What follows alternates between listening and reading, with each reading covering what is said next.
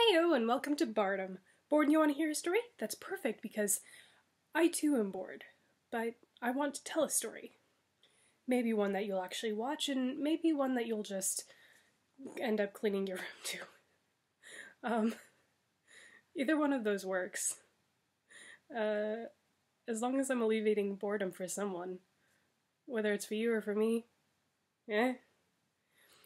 Anyway, so why am I talking? I should really get to the story. But first, let me explain to you what it's about. Well, to be specific, it's a Grimm story. To be even more specifically than that, it's known as The Robbers... No, I'm sorry.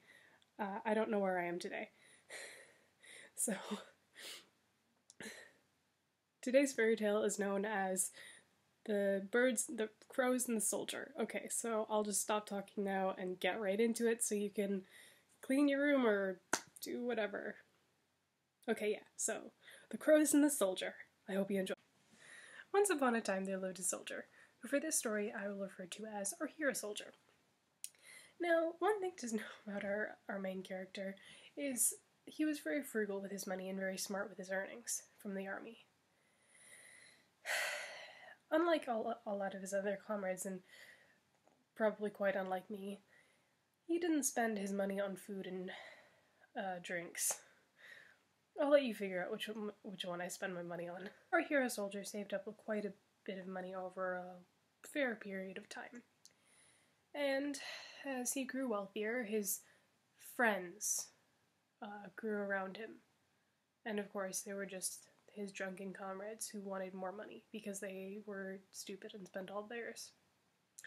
So, well, some of these guys just wanted to get out of the army because they were sick of it all, but they had nowhere else to go. So they decided to try and manipulate our hero soldier, and by putting it into his head that they should leave the army because, hey, he has the money to live like a king for the rest of his life. But probably that didn't really work out with the math, but you know what, who cares? It's money that they want, so might as well talk this guy up. So, eventually, after enough nagging and suggesting, our hero soldier decides, you know what, they're right. So, he takes off with them, and they set out one morning, probably now deserters of the army, but they set off one morning on the road, and it goes all right for a while until they come to a fork in the road. And it's at this point where the comrades who are with him, they decide to pick a fight. Because, of course, directions are just something that you fight about when there's no one around.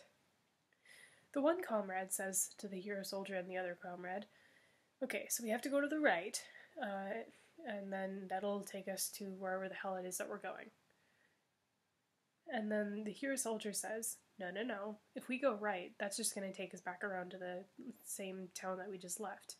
Why would we go right when we want to go literally anywhere else than the town we went back of? I thought that was the plan. And of course, as I said, perfect opportunity for a fight, because no one likes to be wrong. And so the comrades jump all over our hero soldier, telling him, what the hell do you know about it? Yeah, come at me, bro. And, well, unfortunately, our hero soldier is terribly outnumbered, and, literally 2-1. And, well, his comrades beat him until he's blind, they rob him, and then they tie him to the gallows tree and leave him there to die. Now, when our hero soldier regains his senses, all he can think to do is pray. He feels around him, and when he feels the tree, he thinks he's under the cross. So he's contemplating his death, I think. His almost imminent death.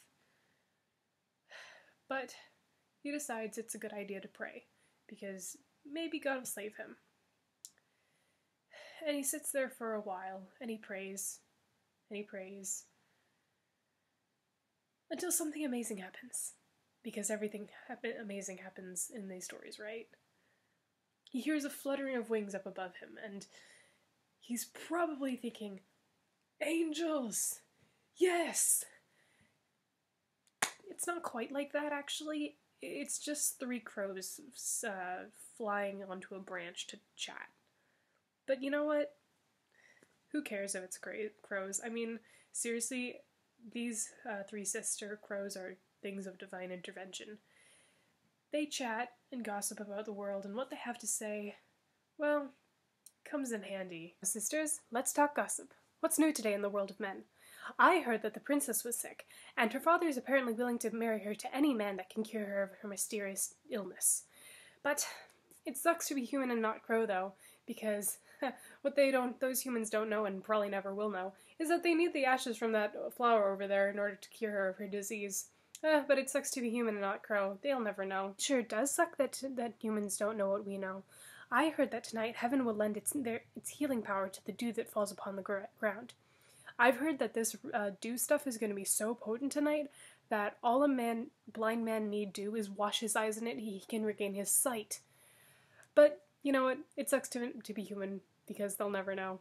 Now, girls, it sure does suck to be human and not know what you two know. But what you two only know really helps only very few people.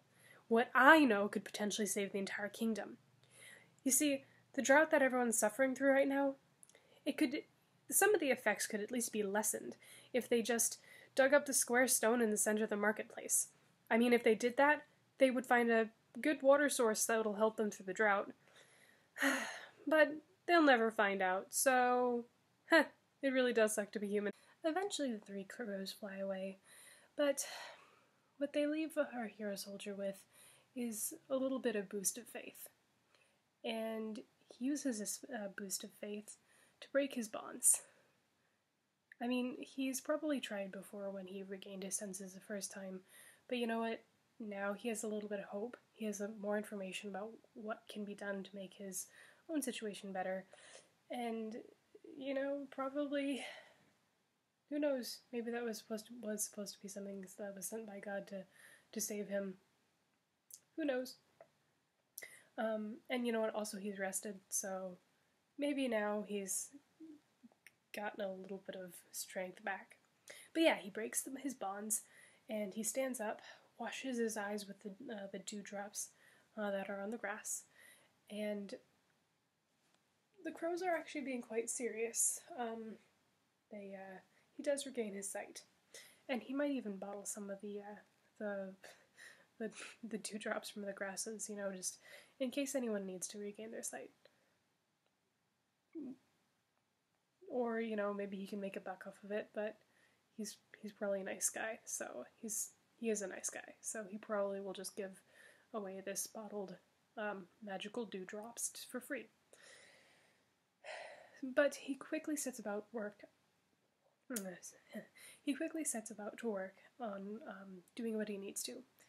When he manages to see again, he goes in search of the flower that is needed to make the medicine for the princess.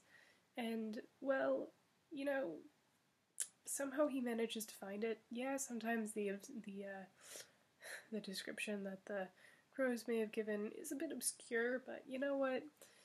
This is the Enchanted Forest, so when you happen upon something that you need, you know what it is that you need.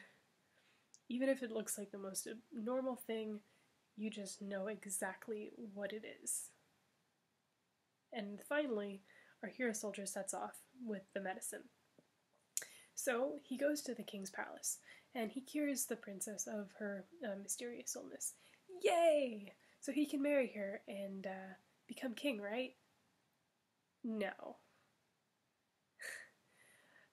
The king takes one look at our hero soldier and decides, yeah, no.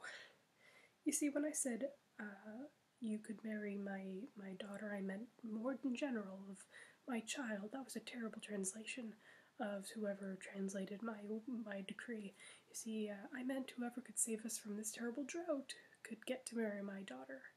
Children in the sense of subjects, not actual daughter children. You can't marry her. And our hero soldier simply looks at the king, bows his head in shame, and goes out to the square to instruct the townspeople to dig up the square stone in the center of the marketplace.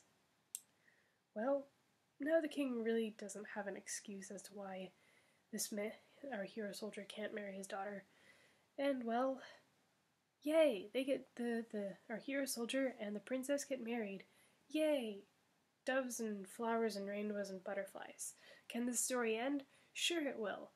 Am I gonna end it right now? Heck no! There's more to the story, and our villains still need to get punished. So, our hero soldier probably goes under a number of cosmetic changes. You see, he gets a makeover now that he has to fulfill a certain look as part of the extended royal family.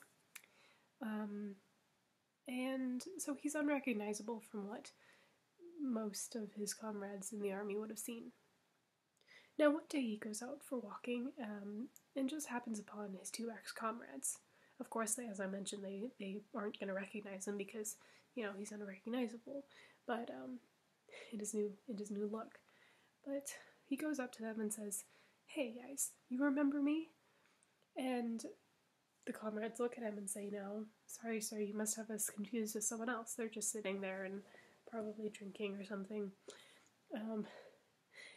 And our hero soldier tells him who he is, and they just fall at his feet, begging for mercy and forgiveness, which our hero soldier actually is willing to give them.